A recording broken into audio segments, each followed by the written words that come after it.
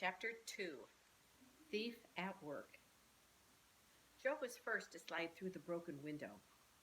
"Wait a moment, fellows," he called out, "until I unlock this." Quickly, he turned the catch, raised the window, and the other three boys stepped inside the library. No one was there, and they ran into the large center hall. "Hello," Frank shouted. "Where are you?" There was no answer. "Maybe that person who was calling for help has passed out or is unconscious," Joe suggested. "Let's look around." The boys dashed in various directions and investigated the living room with its old fashioned furnishings, the dining room with its heavily carved English oak set, the kitchen, and what had evidently been a maid's bedroom in days gone by. Now it was heaped high with empty boxes and crates. There was no one in any of the rooms, and the Hardys and their two friends met again in the hall. The man must be upstairs, Frank decided. He started up the front steps, and the others followed. There were several bedrooms. Suddenly, Chet hung back.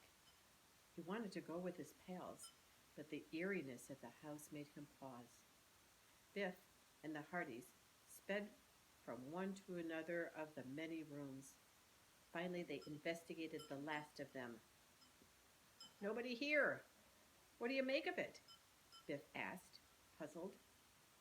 Chet, who had rejoined the group, said worriedly, "Maybe the place is haunted." Joe's eyes were searching for an entrance to the third floor. Seeing none, he opened 3 doors in the hall, hoping to find a stairway. He saw none. "There must be an attic in this house," he said. "I wonder how you get to it." "Maybe there's an entrance from one of the bedrooms," Frank suggested. "Let's see." And the boys separated to investigate. Suddenly, Frank called out, "I found it!" The others ran to where he had discovered a door behind a man's shabby robe hanging inside a closet. This, in turn, revealed a stairway, and the group hurriedly climbed it, Chet bringing up the rear. The attic room was enormous. Old newspapers and magazines were strewn about among old-fashioned trunks and suitcases, but there was no human being in sight. "I guess that cry for help didn't come from the house at all," Biff suggested. "What'll we do now? Look outdoors?" "I guess we'll have to," Frank answered. He started down the steep stairway. Reaching the foot, he turned the handle on the door, which had swung shut. To his concern, he was not able to open it. "What's the matter?" asked Chet from the top of the stairway. "Looks as if we're locked in," Frank told him. "Locked in?" Chet wailed. "Oh no!" Frank tried pulling and pushing the door. It did not budge. "That's funny," he said. "I didn't see any lock on the outside."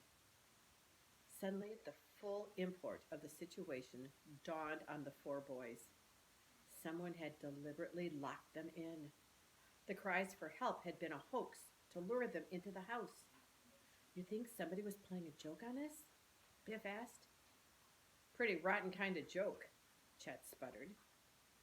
Frank and Joe were inclined to think that there was more to it than a joke. Someone had seen a chance to steal a valuable telescope and 2 late-model motorcycles. "We've got to get out of here," Joe said. "Frank, put your shoulder to the door, and I'll help." Fortunately, the door was not particularly sturdy, and it gave way easily.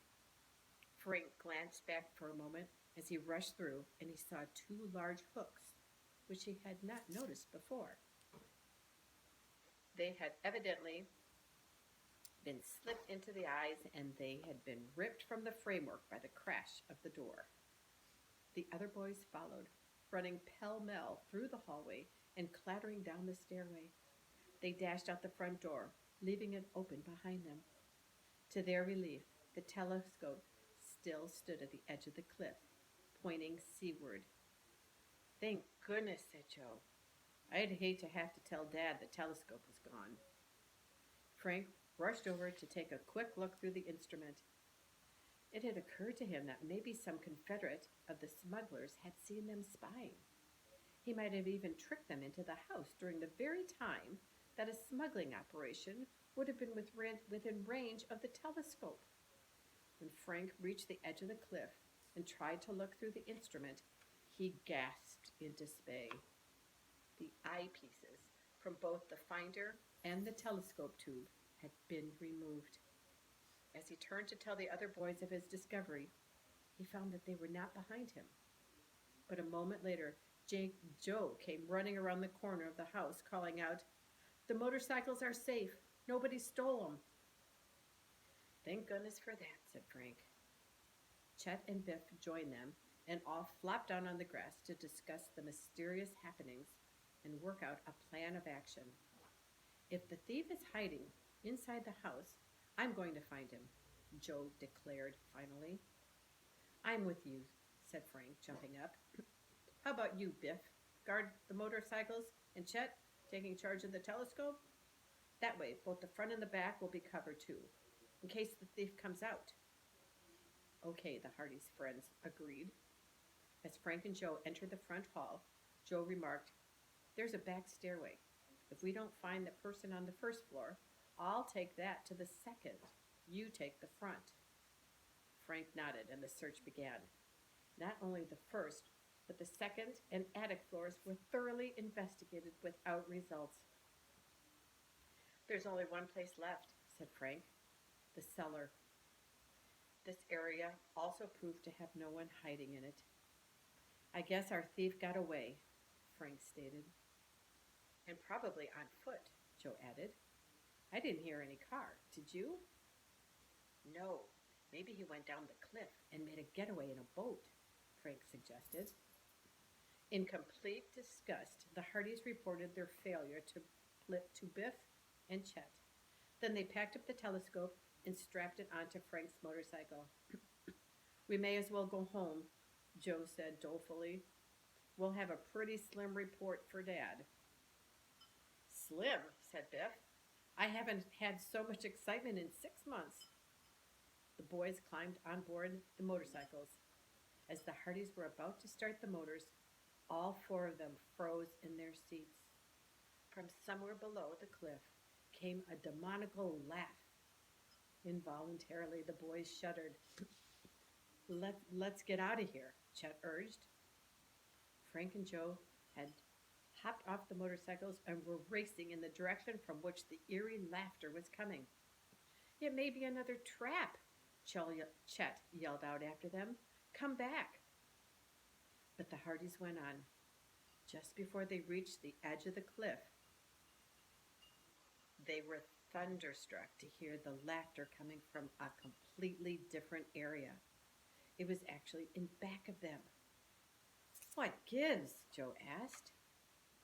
"Search me," his brother answered. "The ghosts must have a confederate." The brothers peered over the edge of the cliff, but could only see jagged rocks that led to the booming surf below. Frank and Joe returned to their chums, disappointed that they had learned nothing and had no explanation for the second laugh. "I'm glad it stopped anyhow," said Chet. "It gave me goose pimples and made chills run up and down my spine." Biff looked at his wristwatch. "I really have to get home, fellas. Sorry to break up the manhunt.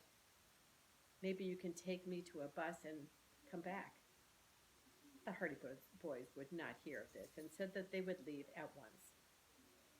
They had gone scarcely a mile when the motor on Frank's cycle sputtered and backfired, then died. "A swell time for a breakdown," he said, disgusted, as he honked for Joe to stop. Joe turned around and drove back. "What's the matter?" "Don't know." Frank dismounted. "It's not the gas. I have plenty of that." "Tough luck," Joe said sympathetically. "Well, let's take a look at the motor. Better get out your tools."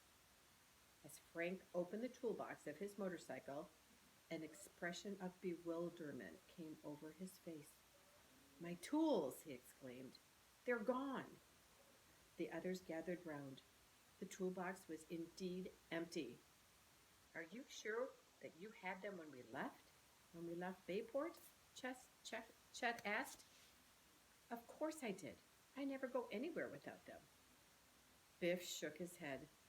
I suppose the guy who took the eyepieces stole our tools, too. Joe dashed to the toolbox on his own motorcycle and gave a cry of dismay. Mine are gone, too.